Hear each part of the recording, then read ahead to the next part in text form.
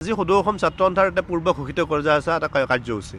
ইতিমধ্যে সদৌ অসম ছাত্ৰ সন্থাই অবৈধ বিদেশী নাগৰিকৰ প্ৰব্ৰজনকাৰীৰ সমস্যাটো অসম চুক্তিৰ জৰিয়তে সমাধান কৰাৰ দাবীত অসমৰ পৰা অবৈধ মৌলবাদী আৰু অবৈধ বাংলাদেশী পুলিয়ে পোখা উৎখাত কৰাৰ দাবীত সত্যাগ্ৰহ কাৰ্যসূচী ঘোষণা কৰিছে। এই এমাহজোৰা সত্যাগ্ৰহ কাৰ্যসূচীৰ আজি প্ৰথমটো কাৰ্যসূচী হ'ল অনশন কাৰ্যসূচী।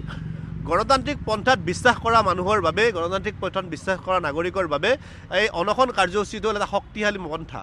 মহামানৱ মহাত্মা গান্ধীয়ে এই অনশন কাৰ্যসূচী কি ধৰণে ৰূপায়ণ কৰিব লাগে তাৰ আমাৰ বাট দেখুৱাই গৈছে আৰু মহামানৱ মহাত্মা গান্ধীৰ সেই যাত্ৰাৰ সেই বাটেৰে আমি অনশন কাৰ্যসূচী ৰূপায়ণ কৰি আমি পুনৰবাৰ অসম চুক্তি ৰূপায়ণৰ দাবীত আৰু অসমৰ পৰা অবৈধ বাংলাদেশী আৰু মৌলবাদী উৎখাতৰ দাবীত অনশন কাৰ্যসূচী ৰূপায়ণ কৰিছোঁ। আজি এই সমগ্ৰ অসমৰ জিলা সদৰৰ লগতে গুৱাহাটীত সদৌ কামৰূপ মহানগৰ জিলা ছাত্ৰ সন্থাৰ উদ্যোগত এই কাৰ্যসূচী ৰূপায়ণ কৰা হৈছে। আমাৰ স্পষ্ট দাবী অসম চুক্তি ৰূপায়ণ হ'ব লাগিব আৰু অসম চুক্তিক হত্যা কৰিব পৰা, অসম চুক্তিক নাচ্ছাত কৰিব পৰা কোনো কথা আমি মানি নলওঁ। আমি নাগৰিকত্ব সংশোধনী আইন মানি লোৱা নাই, তাৰ বিৰুদ্ধে আমাৰ সংগ্ৰাম অব্যাহত আছে। ন্যায়ালয়ৰ সংগ্ৰামৰ লগতে ৰাজপথৰ সংগ্ৰাম অব্যাহত আছে।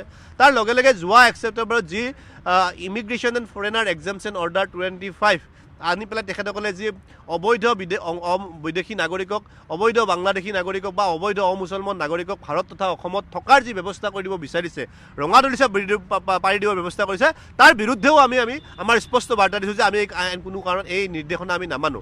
তাৰ কাৰণে আজি অনশন কাৰ্যসূচী শেষ হোৱাৰ লগে লগে সমগ্ৰ অসমৰ জিলা সদৰত এই অৰ্ডাৰৰ প্ৰতিলিপি দাহ কৰি প্ৰতিবাদ সাব্যস্ত কৰা হ'ব।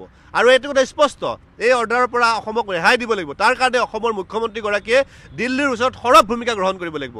আমাৰ স্পষ্ট কথা যে অসমৰ মুখ্যমন্ত্ৰীগৰাকীয়ে দিল্লীৰ চৰকাৰক সন্মান কৰক আৰু অসমক কাৰ আওতাৰ পৰা আৰু এই অৰ্ডাৰৰ আওতাৰ পৰা মুক্ত কৰক, অন্যথা এই আন্দোলন অধিক তীব্ৰতৰ হ'ব, এইটো কথা স্পষ্ট। পূৰ্ব ঘোষিত যি কাৰ্যসূচী আছুৰ ইতিমধ্যে কৈছে আৰম্ভ হৈছে। এতিয়া কালিৰ দিনটোৰ যি ধৰণে এতিয়া সৰ্বত্ৰে আমি কৈছোঁ যে প্ৰতিক্ৰিয়া আৰম্ভ হৈছে। এতিয়া অতিৰিক্ত নাগৰিক যি অবৈধ বিদেশীৰ বোজা সেয়া অসমে লৈ আছে বুলি কৈছে, ইতিমধ্যে লৈ আছে। তাৰপিছত এতিয়া যদিহে এই কেন্দ্ৰৰ এই যিখন নতুন এতিয়া তেওঁ সংশোধন কৰিছে আইন যদি গৃহীত হয় তেতিয়া কি হ'ব?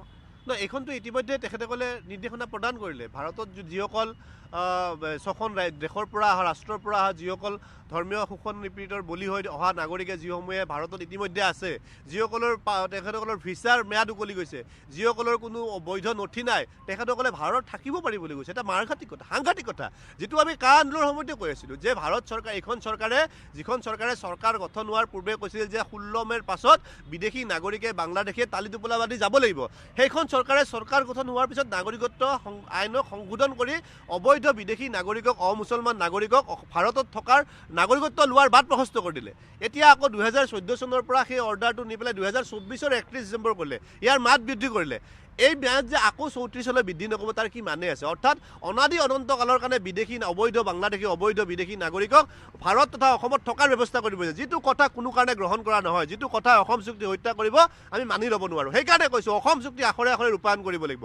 অসম চুক্তি ৰূপায়ণ নোহোৱালৈকে আমি আমাৰ প্ৰতিবাদ অব্যাহত ৰাখিম, এইটো কথা স্পষ্ট।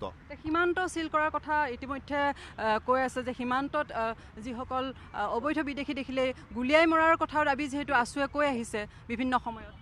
চাওক, এইটো দাবী আজিৰ নহয়, আমি আগৰ পৰা এই কথাটো কৈ আহিছোঁ। আজি প্ৰধানমন্ত্ৰী মোদী আৰু অমিত শ্বাহ ডাঙৰীয়াই এই কথাটো আক্ষেপ কৰি কৈছে যে ইয়াতে অবৈধ নাগৰিকৰ এটা প্ৰব্ৰজন হৈছে।